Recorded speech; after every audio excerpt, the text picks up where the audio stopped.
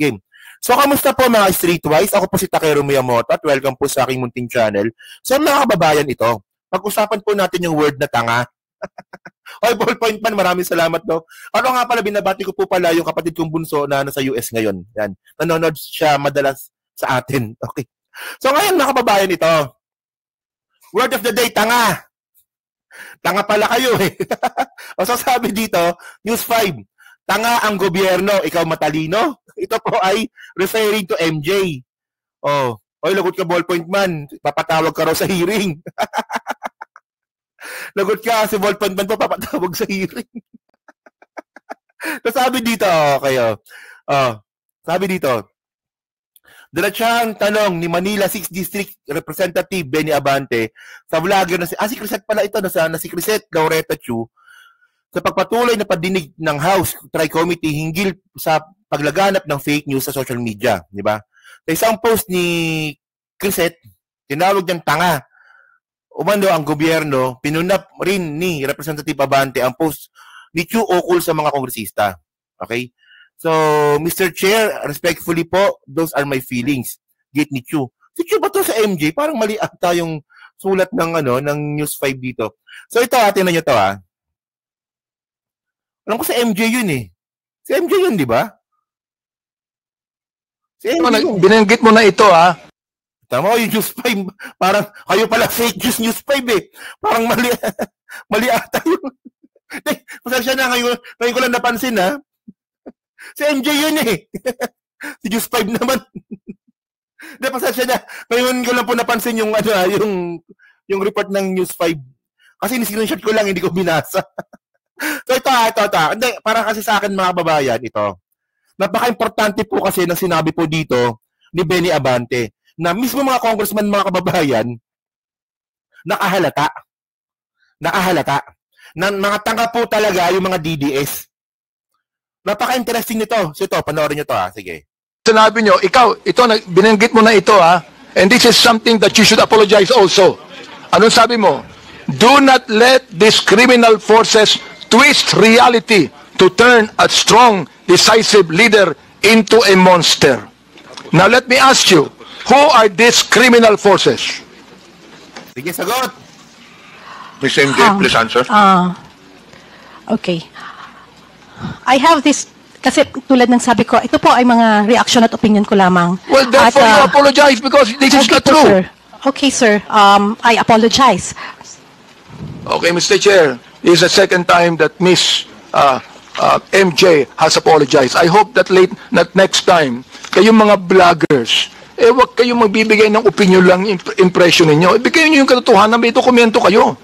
Sapagkat meron kaming documents to show So ito mga kababayan, puputulin ko lang, yung lack of information at reaction at opinion mo, totoo na ay stupidity. Kasi ang point mga kababayan, tingnan ninyo kapag kami nagwa-vlog, kapag kami, di ba? Ako na lang. Di ba? Pag ako nagba-vlog mga kababayan, kung napapansin ninyo, may video, may reference. Para hindi po tayo sumabit. Di ba? Ganun dapat. Pero itong mga DDS kasi mga kababayan, kapag wala kayo pinapakitang reference, ang lalabas po niyan, hindi na po opinion yan. Balita na po kasi yan. Tama, di ba? Ito for example nito. Ako nagre-reaction ako na sinabi ko si MJ tanga. Meron ako reference kasi sinabi nga po ni MJ na tanga siya. Ganun lang mga kababayan, para safe po tayo. Ayan po, hindi po napapractice po ng mga bobong mga DDS. Kasi po, matagal na po nilang ginagawa yan. Since 2017 pa. Established na po ang troll farm ng mga Duterte 2017 pa lang. So ngayon, medyo mahirap po talaga labanan yan. Ang gobyerno po, ngayon lang po sila nagsimula na bumawi sa mga fake news po ng mga DDS. Kung kukumpara mo sa 2017, na-establish na po yung troll farm nila. Di ba? Continue natin, sige. Basta alam ko tanga. Ayun lang yun. Naiinsulto ko. I am insulted with your statement. Being the chairman of the Human Rights and one that's investigating, I am actually insulted with your statement. Again, my apologies, sir, and noted po sa mga suggestions po ninyo. At gusto ko lang din pong sabihin na yung pong post has nothing to do with you. Hindi po kayo Hindi po. It has nothing to do with... Pasensya na po. Well, Mr. Chair, maraming salamat, no? Yung binabanggit mong nothing to do with me, pero yung tinawag mong criminal forces, kasama kami dun eh. Ikaw naman, mag-isip naman kayo. Ang hirap nito, Mr. Chair, itong mga vloggers na iba, ito ang mga tanga eh. Tatanga-tanga ang gobyerno. Mag-isip kayo. Tingnan ninyo umiiyak na si MJ dito. Di ba? Umiiyak si MJ dito. Pakinggan ninyo yung yung hagulhol ni MJ dito. Hindi lang sumusulat kayo kung anong gusto nyo isulat dyan. You're telling us, yung criminal forces, gusto kong sabihin ngayon, Mr. Chair, publicly, ikaw ang tanga. Okay, Your Honor, pero... Mr. Chairman. Na-strike dito si Paduano. Ayan good job Paduano. Ako to be fair. Ako karapat dapat naman talagang tawaging tanga si MJ tsaka yung mga DDS. Pero syempre nasa congressional hearing eh. Kaya baka sabihin binubuli na naman, di ba? So good job dito si Paduano na in-strike niya nga po yung sinabi nga po ni Benny Abante. Pero deserve nila matawaging tanga. Deserve nila yan. Deserve nila yon. Ayun nga lang kasi, di ba? House hearing kasi to eh. Di ba? Pero at least ang sakit nun. On national TV, sa buong mundo, tinawag kang tanga. Di ba? Sige. Gusto kong sabihin ngayon, Mr. Chair, publicly, ikaw ang tanga. Okay, Your Honor, pero... Mr. Chairman. Mr. Chairman. Representative Ponduano. Mr. Chairman, just a matter of protocol. May I... Umiiyak si MJ. Umahagulhol si MJ. Napakinggan ninyo? Yung hagulhol ni MJ? Mr. Chairman. Representative Ponduano. Mr. Chairman, just a matter of protocol. May I move to strike out the statement of the Chairman Abante addressed to MJ? Second, Mr. Chair. Thank you, Mr. Chairman. Any objection? There being none, the uttered words. Umiiyak no? Ang tapang-tapang sa Sokmed no? This is taken off. Any further questions? I rest, Mr. Chair, and thank you so much. I'm not angry at you, Miss MJ. We're just stating the truth here. Okay, Your Honor. Pero again, hindi ko pa alam kung saan niyo po nakukuha yung idea niyo na kayo yung criminal forces. Hindi po. Anyway, again, ikaw ang sumulat, Mr. Chair. Okay po, sir. Ikaw ang My sumulat apologies. Yes. Okay. My Sinulat apologies, mo sir. yun eh. Okay po, tanga po ako, sir. My goodness.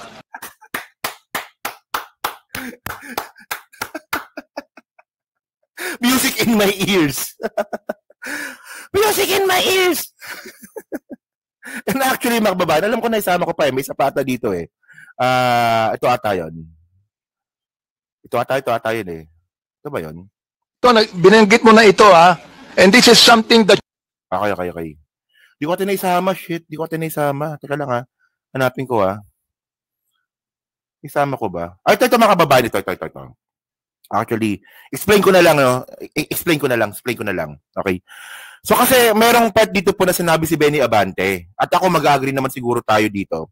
So ang sabi nga po ni Benny Abante, ginagawang tanga ng mga DDS yung mga follower nila. Ano nyo ba yun? Kasi hindi ko nasama yung video eh. Napakinggan nyo ba yun? Sinabi ni Benny Abante na ang mga follower po ng mga DDS ay naniniwala po sa kanila at ginagawa nilang tanga. So syempre mga kababayan, kung kayo po naniniwala po sa fake news, tanga po talaga kayo. Ganun yun. Kasi ganyan po eh. Ito po ang napapansin ko po ngayon sa mga DDS. Diba? Wala silang pakialam kung fake na ba yung napapakinggan nilang balita. Wala na po silang pakialam kung totoo man o hindi yung sinasabi ng mga vlogger po nila. Ang importante sa kanila is marinig nila yung mga bagay na gusto nilang sabihin. Napansin niyo ba yun? O, di ba? Meron silang pinagkalat na balita na si Duterte daw po ay lalabas na. Kahit hindi naman totoo yun at na sobrang labo mangyari, pakikinggan po ng mga DDS po yan. Kasi nga po, kahit illogical, ito po ang gusto nilang marinig. Napakadali po ng ganyang klaseng content, mga kababayan. Iparinig nyo lang po sa mga tanga ang gusto nilang marinig. O di ba yung TRO? O nga pala, Robiong, di ba? Yung TRO, wala pa naman TRO. O pero gusto marinig ng mga DDS na meron ng TRO, sasabihin nila yan, kasi ito ang gusto marinig ng mga DDS. Na lamang po sila sa laban po na to. Parang ito, example to. Tingnan niyo kung gaano katanga to.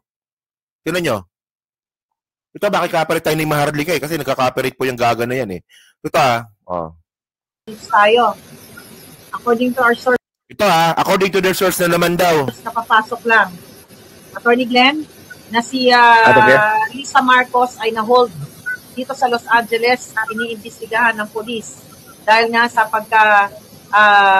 dun sa allegedly na namatay na kasama nila sa entourage na allegedly ay illegal na droga ang dahilan.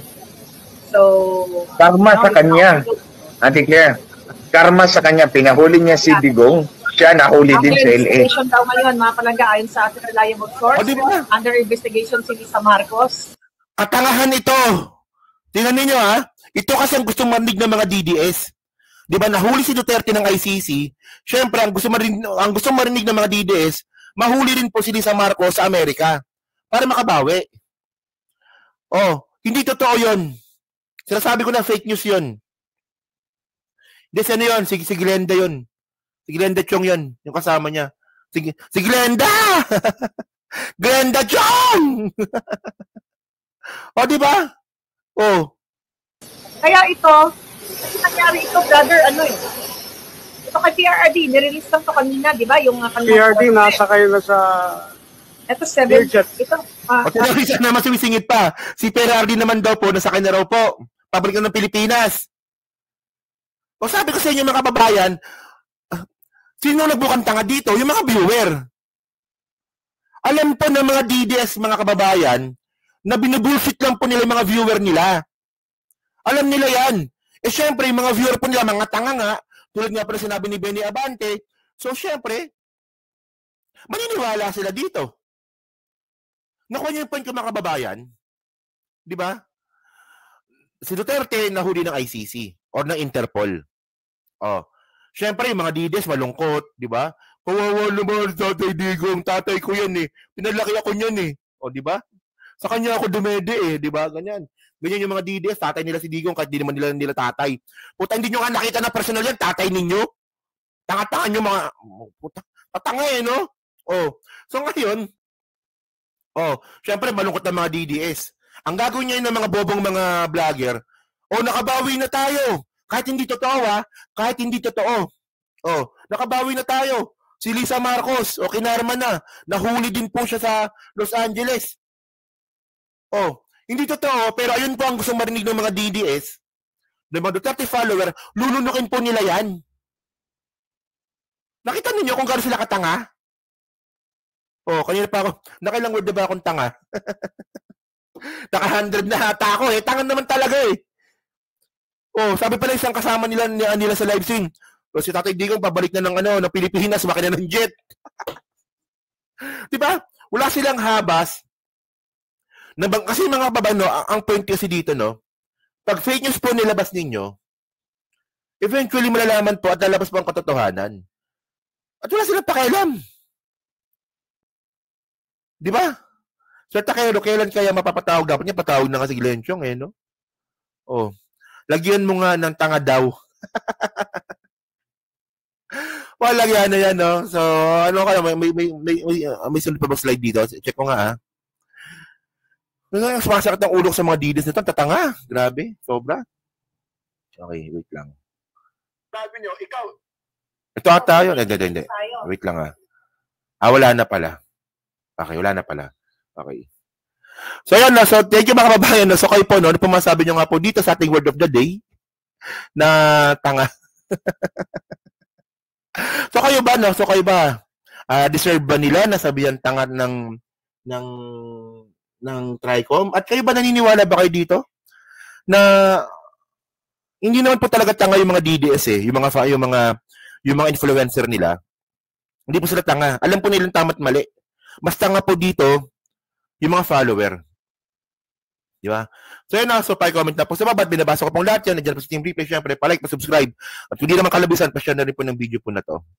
So, thank you mga kababayan. And then, last topic po tayo. Ito po yung pinaka-main topic natin, yung kay Amy Marcos.